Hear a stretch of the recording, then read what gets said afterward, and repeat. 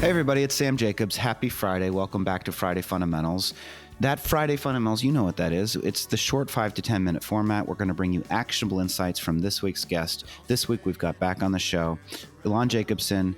Would you say, are you the CEO and chairman? How many different titles do you have as it relates to your relationship to Firepower Capital? Yeah, founding partner, CEO, chief barista officer, chief psychologist, chairman, whatever. Right. Most of what I do is psychology these days. So fair enough. Yeah. The head honcho, the person in charge that started Firepower Capital, one of the leading investment and advisory firms in Canada. They just launched and announced their new private equity fund. They also specialize in the placement of venture debt, among a variety of other services that they provide to entrepreneurs that are running interesting and growing companies. But fundamentally, Ilan's a salesperson at heart, and what I'm going to ask him right now on Friday Fundamentals is really, what's the number one trait that drives successful salespeople? So, Ilan, I'm going to ask you, without further ado, what's the number one trait that drives successful salespeople? Sam, thanks for that. First off, I would say I'm a very proud salesperson. I think that sales has this kind of negative connotation, which I work very hard to get rid of. I'm very proud of being a salesperson. I want to layer, before I answer the question, because I'm going to have a very specific answer, but before I provide you my specifics, I would say that playing stakes or table stakes is authenticity and self-awareness. You have to be authentic, you have to be self-aware. If you're not those two things, no amount of tactics will have any bearing on you being a good salesperson. So let's start with the premise that you have worked on yourself enough to know yourself, and you care enough about the person that you're speaking to that you're authentic. I'd say the number one advice that I have is, my mother always told me this: you have two ears and one mouth for a reason. Listen twice as much as you talk. And I'm guilty of this. A lot of salespeople, we're blabbermouths, we speak. But I think what the sales people do that are really, really good is when they ask a question and someone else is talking, they're actually listening to the person. I find that too often the individual who's trying to sell while someone's answering is thinking about the next move.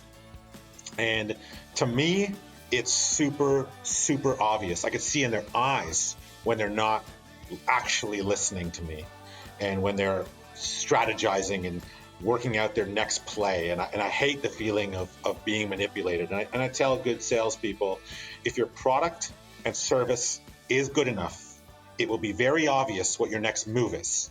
So focus on the individual that you are in front of, actually give a shit about what they are saying, and respond in kind to what they're saying and not what's next in your playbook. So I think that's the best advice I could give someone, is genuinely care, genuinely listen, and have a real human connection with the person who you are speaking with. I think that's great advice, and I agree with you wholeheartedly. I think sometimes salespeople get the reason that they're plotting their next move is they're not sure. They're just not sure. The answer doesn't present itself if they're trying to listen. They find themselves like on a journey where they're having a conversation that's open-ended and they're not sure how to steer it back into a logical place where a business conversation might take place. But that's where skill comes into practice. But fundamentally, I agree with you that active listening is the critical skill. Yeah, and it's so funny because I do agree with you. I think people get this fear of the conversation landing up in a place where they kind of, now they're in this corner and they don't know how to get out of it. And I always say, you can always get out of it. And my move is sometimes saying, okay, you know what? Like, I got off track here. I really want to sell you this.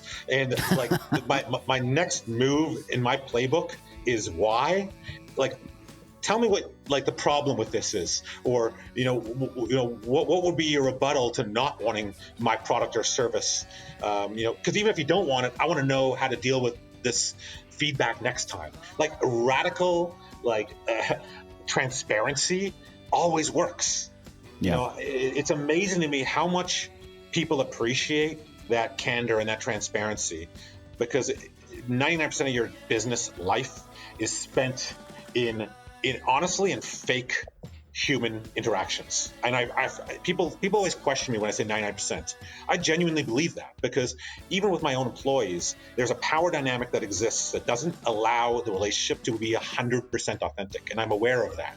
So when you're selling to someone at a complete equal footing, where you're genuinely seeing if the product or service is right for them, and you can be genuinely authentic, you can break someone out of their patterned behavior and you become memorable. It becomes an interesting conversation to the other side. They become more connected, and it's amazing what happens when you can just be authentic and watch what the other person does. It's truly inspiring once you see it. Completely agree with you. And yeah, I agree. Ilan, remind us, if folks want to get in touch with you, they want to follow up, they want to have an authentic conversation, they want to they want to break through that wall and connect human to human, what's the best way to get in touch? Directly. They can email me anytime. Jacobson@firepowercapital.com. I'm not hard to find. I live for what I do, and to my wife's dismay, I work 24/7 because I love it. It's truly my passion. So Jacobson@firepowercapital.com, and I will be sure to respond. Sounds good.